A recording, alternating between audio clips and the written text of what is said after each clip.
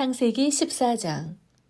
시날왕 아므라벨, 엘라살왕 아리옥, 엘람왕 그돌라오멜, 고임왕 디달때, 이들이 소돔왕 베라, 고모라왕 비르사, 아드마왕 시납, 스보임왕 세메벨, 벨라왕 곧 소알왕과 전쟁을 일으켰습니다. 이들이 시딤 골짜기 곧 여메에서 연합해 모였습니다. 그들은 12년 동안 그돌라오멜을 섬기다가 13년째에 이르러 반역을 일으킨 것입니다.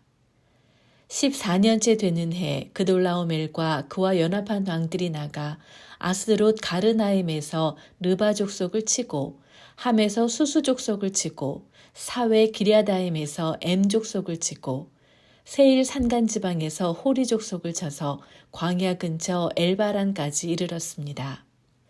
그리고 그들이 돌이켜서 엔비스밭 곧 가데스에 이르러 아멜렉 족속의 모든 영토와 하사손 다말에 사는 아모리 족속을 정복했습니다.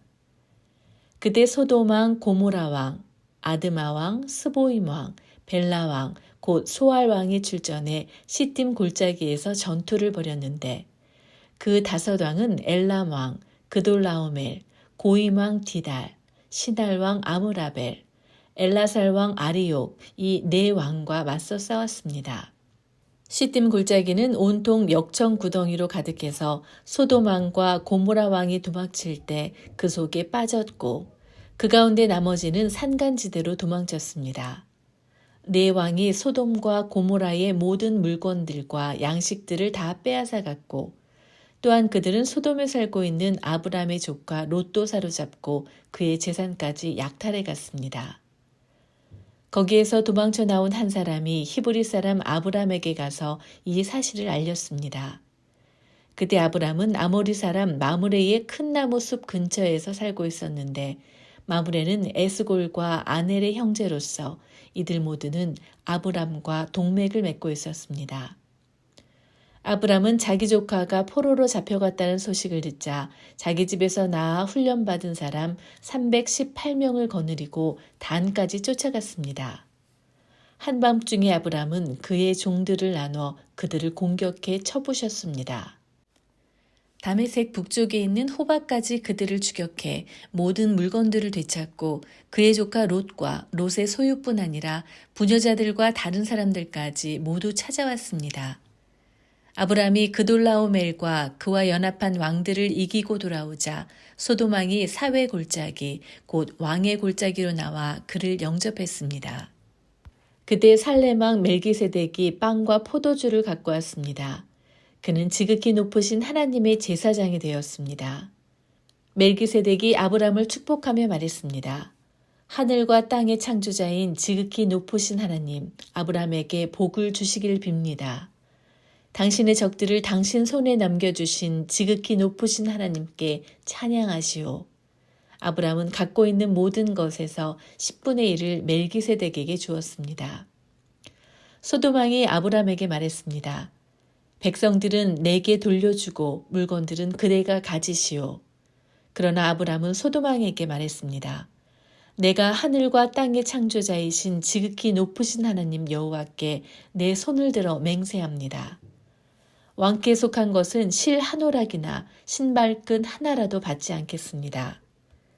왕께서 내가 아브람을 부자로 만들었다라고 말하지 못하게 말입니다. 다만 젊은이들이 먹은 것과 나와 같이 간 사람들 곧 아넬과 에스골과 마므레의 목 말고는 하나도 받지 않겠습니다. 그들에게는 그들의 몫을 주십시오. 창세기 15장. 그는 여호와의 말씀이 환상 가운데 아브람에게 임했습니다.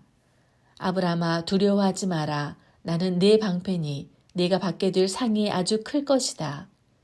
그러자 아브람이 말했습니다. 여호와 하나님이여 제게 무엇을 주시겠습니까?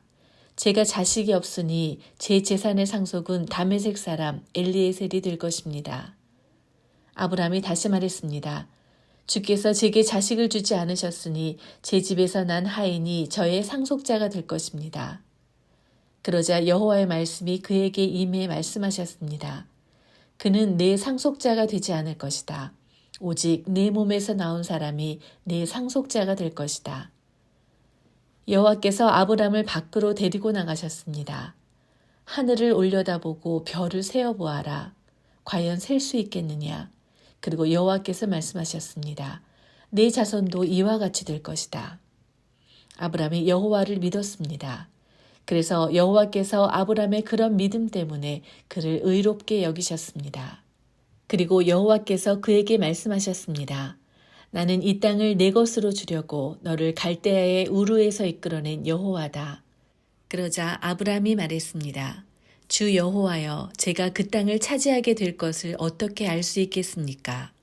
그때 여호와께서 아브람에게 말씀하셨습니다. 3년 된 암소와 3년 된 암염소와 3년 된 순양과 산비둘기와 새끼 집비둘기를 내게 가져와라. 아브람이 이 모든 것을 여호와께 가져왔고 중간을 쪼개어 그 쪼갠 것을 서로 마주보게 놓았습니다. 그러나 새는 쪼개지 않았습니다. 솔개들이 그 쪼갠 고기들 위에 내려왔으나 아브람은 그것들을 내쫓았습니다. 해가 질 무렵 아브람이 깊은 잠에 빠져들었습니다. 캄캄해지자 그는 몹시 두려웠습니다. 여호와께서 그에게 말씀하셨습니다. 너는 분명히 알아라. 네 자손이 다른 나라에서 나그네가 돼 그들을 섬길 것이며 400년 동안 그들은 네 자손을 괴롭힐 것이다. 그러나 내가 네 자손들이 섬기던 그 민족을 반드시 심판할 것이며 그 후 네 자손이 많은 재산을 갖고 나올 것이다. 그러나 너는 복된 노년을 보내다가 평화 속에서 땅에 묻혀 네 조상에게로 돌아갈 것이다. 네 자손은 4대 만에 여기로 돌아올 것이다. 이는 아모리족 속의 죄악이 아직 가득 차지 않았기 때문이다. 해가 지고 어둠이 덮이자 연기나는 화로와 불붙은 횃불이 그 쪼갠 고기들 사이로 지나갔습니다. 그날에 여호와께서 아브람과 언약을 맺으시며 말씀하셨습니다. 내가 네 자손에게 이집트 강에서부터 큰 강 유프라테스 강까지 이 땅을 주었다. 곧 겐 족속과 그니스 족속과 간못 족속과 헷 족속과 브리스 족속과 르바 족속과 아모리 족속과 가나안 족속과 기르가스 족속과 여부스 족속의 땅이다. 창세기 16장. 아브람의 아내 사레는 아이를 낳지 못했습니다. 그녀에게는 이집트 출신의 여종이 있었는데 그녀의 이름은 하갈이었습니다. 사레가 아브람에게 말했습니다. 여호와께서 내가 아이 낳는 것을 막으시니 내 여종과 동침하십시오. 어쩌면 내가 그녀를 통해 아이를 얻을지도 모릅니다. 아브람이 사레의 말을 들었습니다. 아브람의 아내 사레가 자기 여종인 이집트 여인 하갈을 데려다가 자기 남편 아브람에게 아내로 준 것은 아브람이 가나안 땅에 살기 시작한 지 10년이 지난 무렵입니다. 아브람이 하갈과 동침하니 하갈이 임신을 하게 되었습니다. 자기가 임신한 것을 알게 되자 하갈은 자기 여주인을 업신여겼습니다. 그러자 사레가 아브람에게 말했습니다. 내가 당하고 있는 이 고통은 모두 당신 책임입니다. 내가 내 종을 당신 품에 두었건만 이제 그녀가 임신했다고 나를 멸시합니다. 여호와께서 당신과 나 사이에 판단하시기를 바랍니다.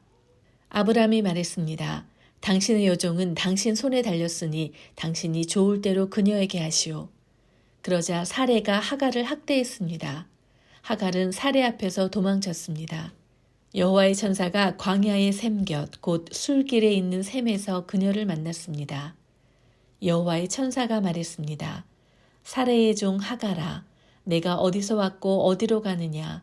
그녀가 대답했습니다. 저는 제 주인 사레를 피해 도망치고 있습니다. 그러자 여호와의 천사가 하갈에게 말했습니다.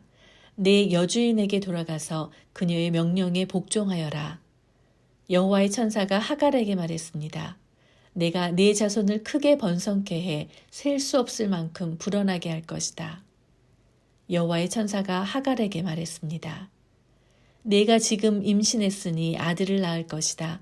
그 이름을 이스마엘이라 하여라. 여호와께서 내 고난을 들으셨기 때문이다. 그가 들나귀 같은 사람이 돼 모든 사람과 싸울 것이고 모든 사람은 그와 싸울 것이다. 그가 그 모든 형제와 대적하며 살 것이다. 하갈은 자기에게 말씀하시는 여호와의 이름을 주는 나를 보시는 하나님이라 불렀습니다.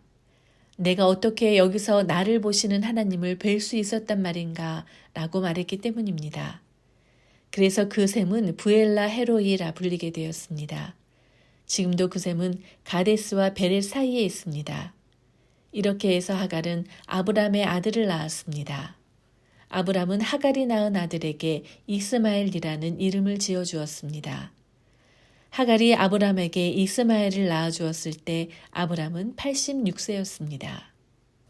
창세기 17장. 아브람이 99세 때 여호와께서 그에게 나타나 말씀하셨습니다. 나는 전능한 하나님이다. 너는 내 앞에서 온 마음으로 순종하며 깨끗하게 행하여라. 내가 나와 너 사이에 언약을 맺을 것이다. 그리고 내가 너를 심히 크게 번성하게 하겠다. 그러자 아브람이 얼굴을 땅에 대고 엎드렸습니다. 하나님께서 그에게 말씀하셨습니다. 보아라, 내가 이제 너와 언약을 세우니 너는 수많은 나라들의 조상이 될 것이다. 이제 더 이상 내 이름이 아브람이라 불리지 않을 것이다. 내 이름은 아브라함이라 불릴 것이다. 내가 너를 많은 나라들의 조상으로 삼았기 때문이다. 내가 너를 크게 번성케 하겠다. 내가 너로 말미암아 나라들을 세울 것이며 왕들이 너로부터 나올 것이다. 내가 내 언약을 나와 너 사이에 그리고 내 뒤에 올 자손 사이에 세워 영원한 언약으로 삼고 내 하나님 그리고 내 자손의 하나님이 될 것이다. 내가 지금 나그네로 있는 이 가나안 온 땅을 내가 너와 내 자손에게 주어 영원한 소유물이 되게 하고 나는 그들의 하나님이 될 것이다. 하나님께서 아브라함에게 말씀하셨습니다. 그러므로 너와 내 뒤에 올 내 자손은 내 언약을 지켜야 할 것이다.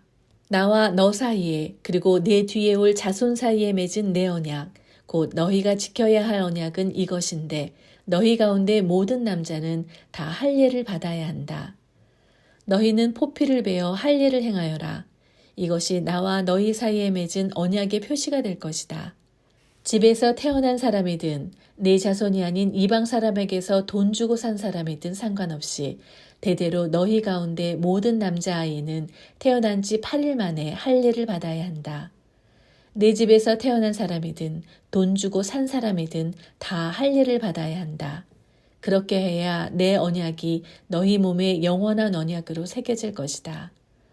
할례받지 않은 남자, 곧 그 몸에 포피를 베지 않은 남자는 내 언약을 어긴 것이기 때문에 그 백성들 가운데서 끊어질 것이다. 하나님께서 다시 아브라함에게 말씀하셨습니다. 이제 내 아내 사레에 대해 말한다. 이제는 그녀를 사레라 부르지 마라. 그녀의 이름은 사라가 될 것이다. 내가 그녀에게 복을 주어 반드시 그녀를 통해서 내 아들을 낳아주게 하겠다. 또한 내가 그녀에게 복을 주어 많은 나라들의 어머니가 되게 해 나라의 왕들이 그녀에게서 나오게 하겠다. 아브라함이 얼굴을 땅에 대고 엎드린 채 웃으며 속으로 말했습니다. 100살이나 먹은 사람이 과연 아들을 낳을까? 사라가 90살인데 아이를 가질 수 있을까?